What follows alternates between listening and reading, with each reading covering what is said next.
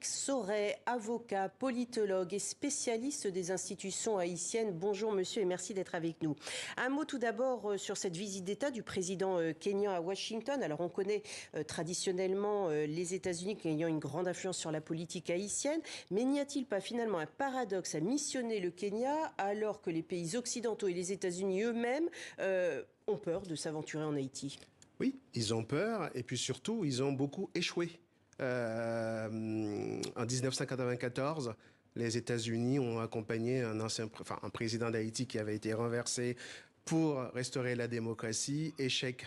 En 2004, une nouvelle force est arrivée en Haïti après la chute du président Jean-Bertrand Aristide. Échec. Et on pourrait aligner les échecs des États-Unis et de la communauté internationale en Haïti. Tout simplement parce qu'il y a une vraie difficulté. Alors, autant on peut dire qu'en 1994 et en 2004, il y avait un souhait de la population d'être aidée. Autant là, avec le Kenya, la population n'est ni consentante, ni volontaire pour cette force de dirigée ou en tout cas soutenue par le Kenya. À croire donc qu'on ne tire aucune leçon du passé, vous venez de l'évoquer, les échecs des interventions internationales précédentes. Que peut faire une force internationale face aux gangs? Franchement, est-ce que les gangs ont peur de savoir qu'il y a 200 soldats kenyans qui vont arriver dans les prochains jours? Non. Non, parce que les gangs, la plupart sont dirigés par d'anciens policiers. Parce que finalement, vous savez que cette mission arrive à la suite d'une demande qui a été formulée par l'ancien Premier ministre d'Haïti. C'est rare dans l'histoire du monde de voir un chef, un dirigeant politique appeler des forces étrangères pour combattre des gangs. Et il se trouve que ce Premier ministre a été renversé, entre guillemets, avec l'aide des gangs. Donc, autrement dit, on ne voit pas la solution, puisque, encore une fois, cette mission arrive du fait de l'échec de la police nationale d'Haïti. Donc, aller aider une force qui a échoué, c'est très, très compliqué. Et comme je vous l'ai dit tout à l'heure, avec l'absence de consentement de la population, alors on en dira toujours qu'il y a un conseil présidentiel qui a été installé. Néanmoins, ce conseil a été installé à la suite d'un arrangement, et ça, il faut bien le comprendre, entre les politiciens de Port-au-Prince.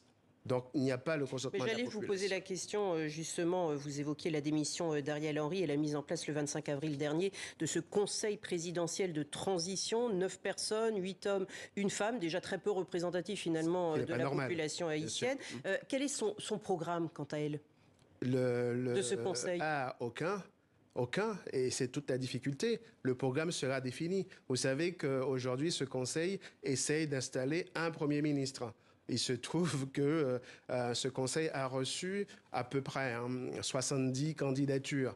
Cela fait beaucoup pour être Premier ministre, sans programme, sans avoir en tout cas un projet. Or, le problème de la société haïtienne, c'est qu'il y ait un chef avec une doctrine, avec un projet pour essayer de redonner un peu d'espoir à cette population, pour essayer de donner un peu d'espoir à ce peuple qui a fait une révolution magnifique, 1804. Effectivement, une révolution pour la liberté, enfin, au nom des principes républicains, liberté, égalité, fraternité. Néanmoins, cette société haïtienne a beaucoup de mal parce que ses dirigeants n'arrivent pas à construire l'État qui est souhaité. Et là, on pourrait espérer une réussite du Conseil présidentiel de transition. Mais comme il n'y a pas de projet sur la table, comme il va y avoir beaucoup de tâtonnements, eh bien, on risque de se retrouver dans 2 ans, à la fin du mandat de ce Conseil présidentiel, avec les mêmes problèmes d'aujourd'hui. Puisque, souvenez-vous, en juillet 2021, à la suite de l'assassinat du président, beaucoup de politiciens nous avaient expliqué que c'était la solution, que Haïti allait changer. Et cela fait, allez, on va dire, depuis la chute de Jean-Claude Duvalier, c'est toujours le même discours. Et finalement, ce pays passe de transition en transition, de président provisoire en président provisoire, sans solution. Est-ce qu'il n'y a pas un risque également que les gangs opèrent finalement une récupération politique de la chute d'Ariel Henry et se présentent à la population comme une force politique alternative? Alors, je ne pense pas que ça pourra marcher. La population a très bien compris que les gangs ont leur propre agenda, leur propre projet.